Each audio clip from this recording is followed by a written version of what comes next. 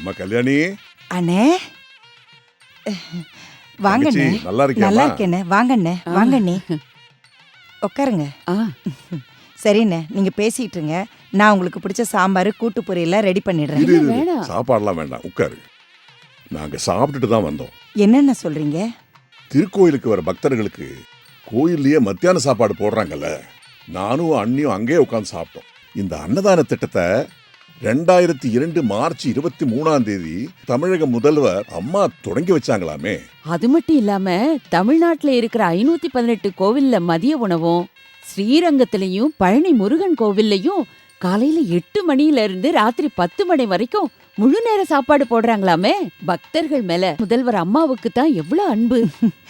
ஆமா ஆமா, ஏற்கனவே நான் உங்ககிட்ட சொல்லியிருந்தேன்ல அண்ணே, நாளைக்கு ராத்திரி நானும் அவரும் மானசரோவருக்கும் முக்திநாத்துக்கும் கிளம்ப போறோம். நல்ல வேலைமா ஞாபகப்படுத்து. செக் போட்டு கொண்டாந்துருக்கேம்மா, இந்தா. அதெல்லாம் ஒண்ணு வேண்டாம் அண்ணே. ஏமா? நம்ம முதல்வர் மானசரோவர் போறதுக்கு 40,000 ரூபாய் மானியமும், முக்திநாத் போறதுக்கு 10,000 ரூபாய் மானியமும் தராங்க. அது மட்டும் இல்ல, முஸ்லிம்களுக்கும் கிறிஸ்தவங்களுக்கும் அவங்கவுங்க புனித ஸ்தலத்துக்கு போறதுக்கு இந்த மானிய தொகை தராங்களாம். புனித பயணம் போற மக்களுக்கு உதவித்தொகை, கோயிலுக்கு வர பக்தர்களுக்கு வயறு நிறைய சாப்பாடு.